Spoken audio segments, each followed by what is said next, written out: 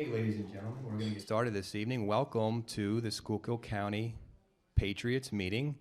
I want to thank everyone for coming, and I want us to begin with a Pledge of Allegiance, and there's a flag right behind me.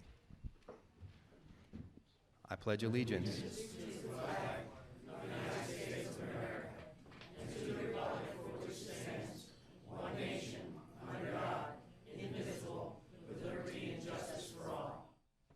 Thank you very much. Please be seated. So we had a little bit of a hiatus of a few months of summer and into the fall, but we've got a lot of work to do, so I'm glad everyone's coming back. You know, we've got a national debt that's up to $17 trillion, state debt $49 billion with the pension, and some local debt too, and taxes going up, so thanks everyone for coming out. We've got a really great presentation tonight. You're going to hear from our guest speaker, Rudy Gherghel, local author, anti-communist hero. We're also going to hear from Leo Knepper, Executive Director of Citizens Alliance of Pennsylvania, to give us an update on state and national issues. And we'll mention a little bit some of the elections that are going on. Folks can go on the internet and research the candidates. It's very important to cast an informed vote. And the election is only about a week away, so you really only have 6 or 7 days to maybe go online and research who's running for school board, appellate court, district attorney, sheriff, and so forth. So we'll just touch on that very briefly. I do want to recognize we actually have some county elected officials in the room that I can't see because the lights are so bright, but out there somewhere I know is Teresa Gaffney, Register of Wills. Thank you. And Matt Dudish is here somewhere, Recorder of Deeds. And I know we have one county-wide candidate for sheriff. Patrick Reynolds is here with us. So if you have questions about that race, you can ask him directly yourself. Do we have other? I'm sorry, is there any other candidates that need to be? Who's out there? You can. Oh, Brad Godshall.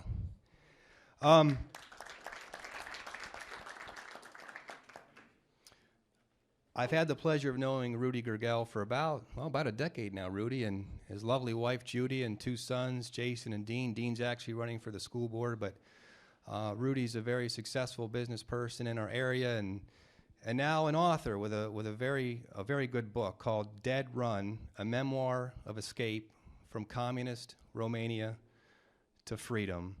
And without further ado, please welcome my friend, Rudy Gherghel.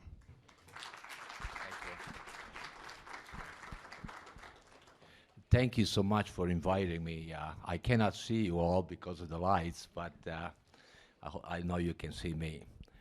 It's really a privilege to be here, the Patriots Club. I belong to the Rotary, and the service clubs are to be really congratulated in what they do. You know, just by saying the Pledge of Allegiance, some, for example, the Kiwanis or the Rotary, they sing the national anthem, and then really taking God and asking God to bless our food. To me, that's really what America is all about. There's no doubt about it. Why am I here is because I wrote a book, and I started a second book too, by the way.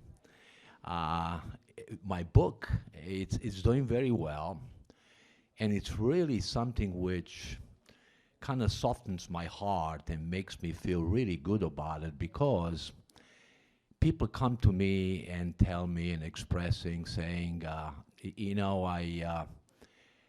really love America more now, and I appreciate the freedom I have in America.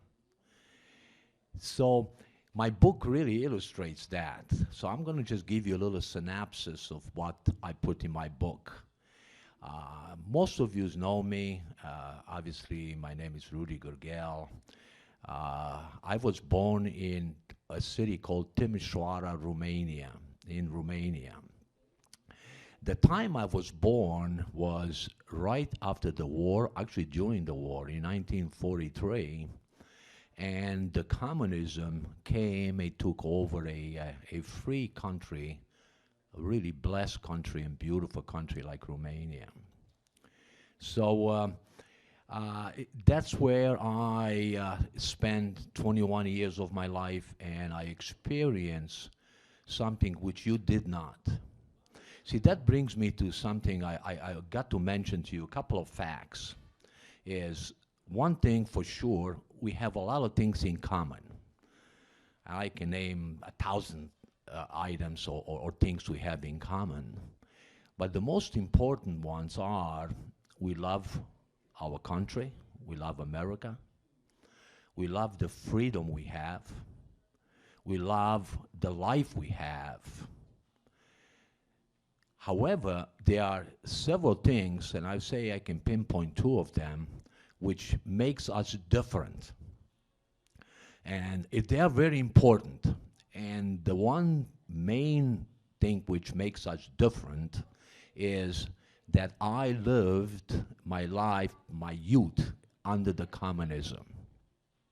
So you see, just because of that, I see things which you cannot see. It's just plain logical. You know, you can imagine what communism is as I lived in there.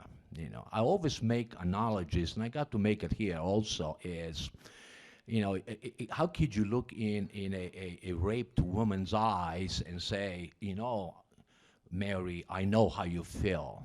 You can't, because you weren't raped, and I wasn't raped. So you cannot do that, you know. Or can you look in a dying of cancer patient and say, you know, Joe, I know how you feel. You can't.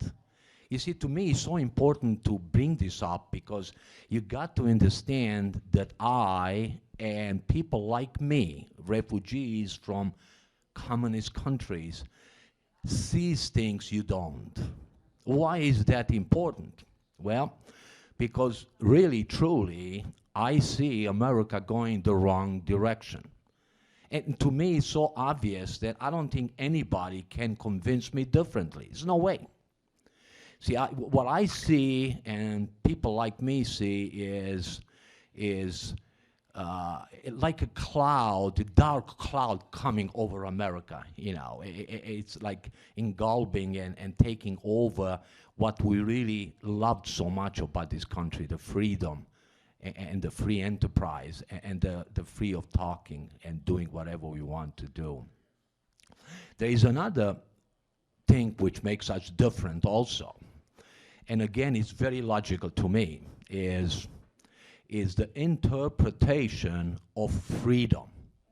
Now, I know you're going to say, oh, gee, I know what freedom is. I see in the movies or I read books, you know, and I know what it is. You don't, really, you don't. You can, like, get a glimpse of it, but in your subconscious, in your brain, it's no way you can accept to say, oh, gee, I can say what I want to say, or I'm going to go to jail for the rest of my life, you know. Or I want to just leave and go on vacation to Paris or someplace, and the government says, no, no, no, no, no, you cannot. You're going to stay in this country like in a zoo, you know. You can't. It's impossible. You can get the idea of it, but not really what people are suffering under a communist regime. You know, is, you know, freedom, when I talk to people, and this is funny kind of, and it's true, and you're going to say, well, everybody says that. You know, I asked people, I said, hey, do you feel free in America? And they said, nah, I don't feel free. So they tell me to wear a seatbelt, or I can smoke where I want to smoke, you know. And I said, oh my God, what's this guy talking about it? You know, that's not nothing, you know. What I'm talking about it is, you know, for example, a guy coming and saying, you know, the president is not good, he should resign, he's a bomb, and all this. And then the secret police coming and taking him and put him in jail for 10 years, just for saying that. You see, communism started it in late 1800s.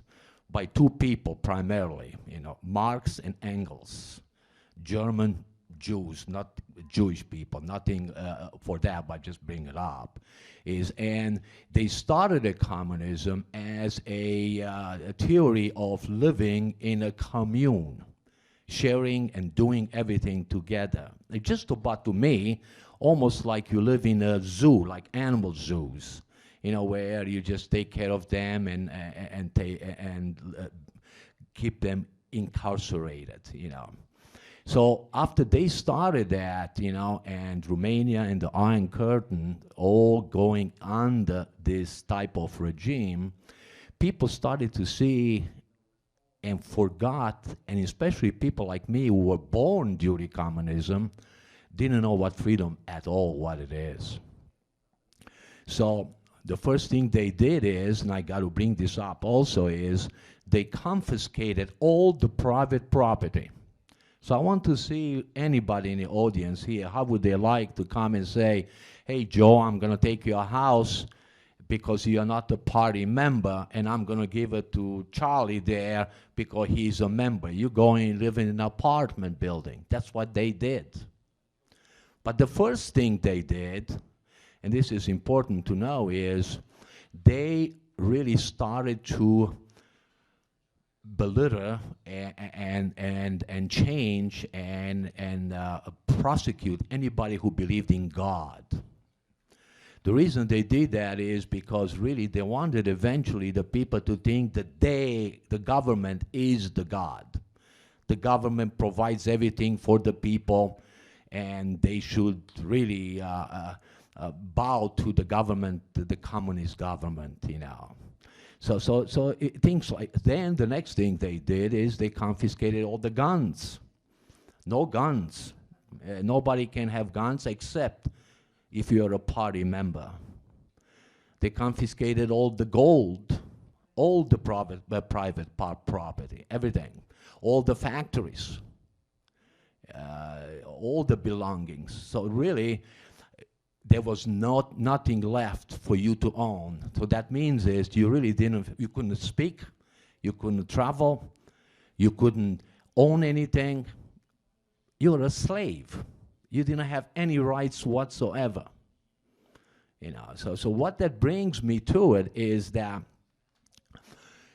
I am an optimist, and to me, the cup is always half full.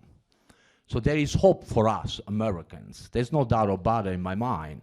However, we got to wake up, and I don't know, the only thing I'm doing is speaking to groups like you and trying to say is that socialism, it's a prelude to communism. And that people have to start to wake up, to don't get hooked up on a drug called entitlement. It's like a drug. I tell people, if somebody would come to me and says, Rudy, I give you $1 million, I take it. I will ask the question, he says, is there any strings attached? No strings attached. Just vote for me and here's $1 million, You see, when you start and hearing, lately I even hear on the news, like reporters, coming and saying that food, healthcare, and housing are rights of people, entitlements of people, and not privileges. A privilege is something you have to work for it. And when you see that you have 49% of the people in our country get subsidies from the government, you see, we start to forget one thing, which is the most important thing is, our rights were given by God, not by the government. Okay? We elect the government. The government works for us, And when you see people, I heard something, this is brand new, by the way, they were making excuse for President Obama lying, and they say it's a political lie. Oh my God, look in any dictionary, what is a political lie? There are two different kinds of lie. How are you going to go to your kids at home and say, you can politically lie, but you cannot lie?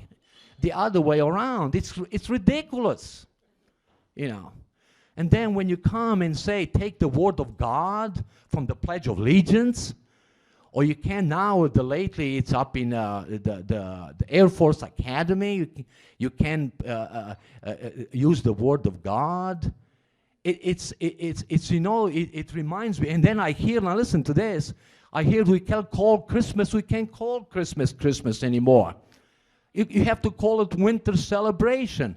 Ladies and gentlemen, that's what the communists did. I hear that, I have nightmares. But you know what happens is, I'm trying to talk to people like you, pass the word, is people come behind, they sneak in. The one thing Marx wrote in a book, it's in his book, you can read it. He said, don't let any crisis go without taking advantage of it. And the crisis we go through now, it's an economical crisis. People don't have food, don't have housing. It's a bad situation. This is the time when people come and say that you can lie, you can do it, I tell you, in conclusion, I do have something I like to tell you is, I like to challenge any reporter in the United States, anyone which has the guts, to ask one question to the president, one question only, And I don't know who that could be, but I know it's not going to be Chris Matthews, that's for sure. I can guarantee that to you. You know what I mean? Because he kisses the butt of the president all the time. So somebody to ask him, President Obama, what type of government do you believe in it? And you're going to be surprised what he's going to say. But the only problem I have, he lies so much. And now they gave him 4 Pinocchios. That means his nose is probably going around the moon 3 times. They're coming back to Earth, So we don't even know what he's going to answer it, I mean, you have clippings in showing that he's just lying every time he says something. I again talk to people and I say, if I lie and I say something to Joe that I didn't mean, I go and find him and said, I apologize, I don't know why, but I didn't tell you the truth, Or I go to my priest and confess. How these people go home and sleep, I don't know. And if everybody just smiles they say it's a political lie, let them lie. I don't know. I must be out of my mind. I don't know what the heck is going on anymore, But ladies and gentlemen, in conclusion is, America was set up by our forefathers, which were unbelievably smart. The reason I say that is the Constitution, it's a masterpiece. It's something you can't just say, let's change the Constitution. Why? Let's change the Bible. What's wrong? What I mean? There's something which you write and you believe in it, and everything in there is good. It's nothing bad. Our forefathers knew what they were doing. If we just follow the Constitution and we believe in God and we work hard. Look at me. I came in the United States in a bathing suit, and I really fulfilled the American dream. God blessed me with many, many material things, So if I could do it, anybody can do it. And that's what capital, something else, and I take a couple more minutes, The word of capitalism became like a bad word. You can't say capitalism anymore. What's wrong with that? There are many things you can't say anymore, Let me ask you a question is, why don't you guys call me a Romanian American? You know what I mean? Not American, I want to be a Romanian American. It's ridiculous. It is politically correctness. It just takes away all the essence of who we are. So, ladies and gentlemen, you are good people. America is good. Obama says we cannot show other countries that we are superior. You want to have something to strive for it. See, this is what other countries wanted to do. We want to be like America. We want to be like Americans. We want to live in America, It's the same I tell people is you have in track, 100-meter dash. You can't go to the guy and say, now listen, I don't want you to win. You have to let the guy behind you win. No, it's that's what God made us, to work hard, to become better people. America, it's a good country. We should be proud of being Americans. Thank you. Thanks again. How about another round of applause for you? Thank you so much. It's a great story. Please, you want to pick up a copy of the book, and you can see Rudy. I want to invite up here Leo Nepper, who is the Executive Director of Citizens Alliance of Pennsylvania, which is a 501c4 that addresses important state issues. And he's going to give us an update on what's going on, not only in Harrisburg, but I think also touch upon some key issues in Washington as well. So, Leo. Thank you. Thanks, everybody, for coming out. And that's a tough act to follow. So I'm going to be very brief because I don't have anything nearly as compelling to talk about. Listening to Rudy really reminded me, though, of a little bit of wisdom that I had heard at one point where a smart man learns from his own mistakes and a wise man learns from the mistakes of others. Let's hope that, folks here in the United States learn from the mistakes of other countries who've gone down the path that Rudy had to escape from. I guess to start off with, I just wanted to quickly mention my organization is only focused on state politics, and you'll have to pardon me because I'm pulling up my notes here. However, there is an event coming up, and just kind of for people's educational purposes, that focuses on federal politics. Our representative from Washington, D.C., Matt Cartwright, will be gracing Pottsville with his presence on Friday at the Sovereign Majestic Theater, and that's from 2 until 3 p.m. So anybody who has some free time that day, I'd suggest going out. If you're not familiar with Representative Cartwright's record, it's horrible. Just in case you're curious, he basically has the same voting record as the two Democrats from Philadelphia. He fares slightly better than the Democrat who represents Pittsburgh. So not particularly good considering the area that he's supposed to be representing. Just to give you for instance, during the recent government so-called shutdown, he voted against funding the Veterans Administration and cancer research just to make sure Obamacare got funding. So he is of the Harry Reid, Nancy Pelosi, Barack Obama wing of the Democratic Party. So any common sense you can try and talk to him would probably be greatly appreciated. Don't know that he'll listen to you, but yeah. As far as state issues are concerned, there's actually a lot of exciting things happening. You may or may not be aware that there has been some movement in Pennsylvania for a new transportation package that the governor is pushing. Sadly, this package includes a nearly 30-cent per gallon gasoline tax increase. So something to be aware of. Our state Senate voted earlier this year and passed that legislation that included that 30-cent a gallon tax hike. Sadly, it passed with overwhelming support, including our very own Senator Dave Argel. It has stalled in the House because, thankfully, there are enough members of the House of Representatives who understand that folks can't afford 30 cents a gallon more for gasoline. But, they're really kind of pushing to try and make that happen. The governor's really trying to get this transportation package through. So I'd encourage you to reach out to your representative, whether that's Representative Tobash, Knowles, or Goodman, and let them know that, 30 cents a gallon tax hike isn't acceptable for you. One of the other things, and this is kind of a good news kind of thing, I guess, part of the Obamacare package was to expand Medicaid in Pennsylvania. While the governor has made a proposal that would kind of sort of expand Medicaid in Pennsylvania, which is bad news, the good news is The Senate, although they passed legislation to expand Medicaid, Dave Argel voted against that expansion.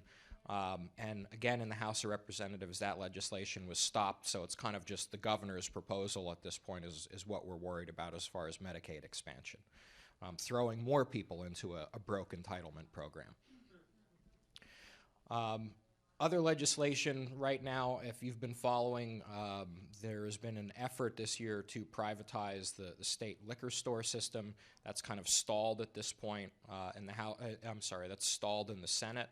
And you know, that's really kind of the big three things that have been happening. There is also, for anyone who's not aware, there is some movement. In Pennsylvania, we do something kind of, it's actually normal, but it's very disturbing. We use taxpayer dollars in order to collect union dues for public employees. So whenever we pay, you know, a school teacher, someone who works for the county, someone who works for the state, your tax dollars are actually used to collect those union dues and send them in one lump sum check to that union. Your taxpayer resources are also used to collect political action committee or PAC dollars. There is some movement kind of quietly to try and stop doing that, which is what they did in Wisconsin. That was the big victory that Governor Walker had, was to end the collection of union dues. It's an issue that we're trying to get folks on board with and make sure that people are aware of. And if there's anything that you're going to talk to your senator or your representatives about, that would be the top priority. Unions are able to thwart, the public sector unions are able to thwart everything from property tax reform to school choice, you know, you name it. There are union dues dollars being used to stop what's good for the rest of us.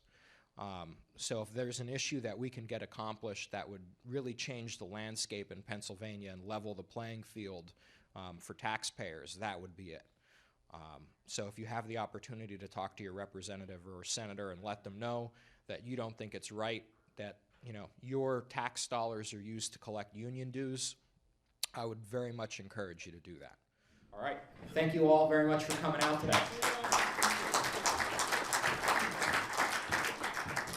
So to recap a couple things from Leo's remarks, again, the town hall meeting Friday, Sovereign Majestic Theater in Pottsville, Congressman Matt Cartwright, 2 o'clock to 3 o'clock in the afternoon if you can make it. Ask him some questions.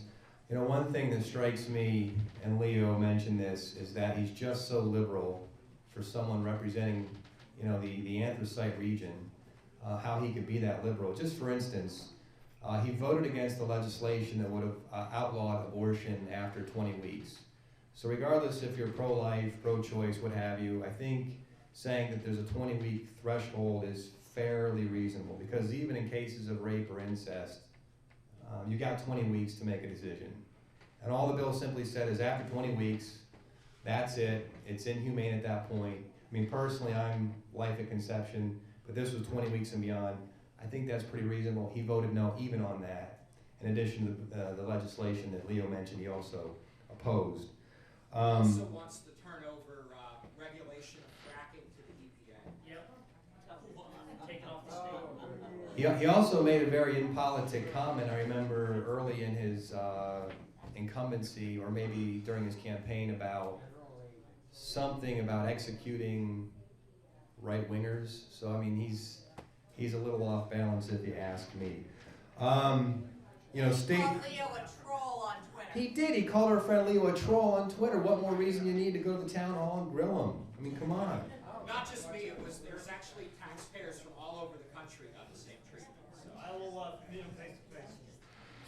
You know, in regard to these, the problems that we have in state government, the debt, the taxes, and local government, and federal government, personally, I believe in this concept of, you know, there is this iron triangle. It's career politicians, bureaucrats, and special interests. And the biggest problem with the special interest is big labor, not the individual union members. I mean, I believe that people have a right to form and join a union. That's a basic human right.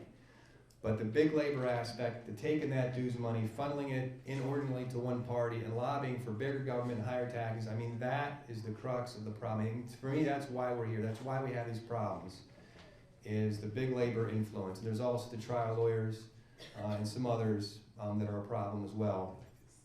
And how do you stop it? I mean, that's, you know, in our local delegation of politicians, you know, not just Matt Cartwright, we have 3 legislators, have all taken union money to some degree or another. And it's time to put them on the spot. It's time to research these issues, find out what money they're taking, look at that voting record, find these correlations, and ask these hard questions.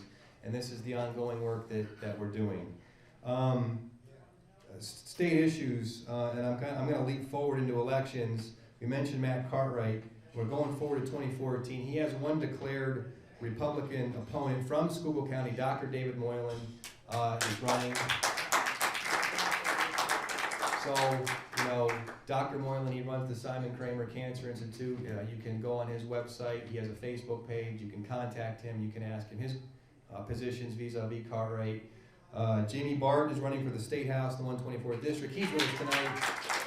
You can ask Jamie his positions on things like the pension and right to work and find out where he's coming from. This year, though, just a week away, we have some statewide local elections. We have a retention election for the statewide appellate court.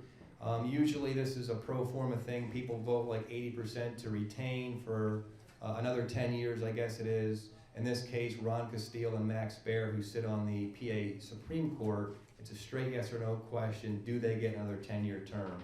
Ron Castile and Max Baer. Castile's a Republican for what it's worth. Max Baer is a Democrat. If you don't think they're worthy of serving another 10 years on our statewide appellate court, vote no. You know, some issues to consider briefly. We had an illegal pay raise back in '05, and some of those justices, actually Baer, I don't think was on the court. Castile was. Check and see. Did he vote? Castile's going to have less than a year left before he's forced to retire. Another issue. They have to retire at 70. He's 69, and he wants to get elected for another 10-year term. Build up a higher pension. Maybe we're better served, you know, putting a new person in there. Well, just something to consider, you know. We also have a direct election for a new Superior Court justice in Pennsylvania. There's a Republican, Vic Stabile, Democrat, Jack McVeigh is from Pittsburgh, Vic Stabile, the Republican's from Cumberland County. Jack McVeigh is a common court judge in Allegheny County. Vic Stabile is a corporate attorney near Mechanicsburg. So again, Vic Stabile, Jack McVeigh, do some homework on your own, make an informed ballot. Of course, we have county and county and local elections. Sheriff, Patrick Reynolds, I think, left, Republican, and Joe Grudy's a Democrat candidate for sheriff. District attorney, we have Republican Christine Holman and Democrat Karen Burns-Noon, candidates for district attorney.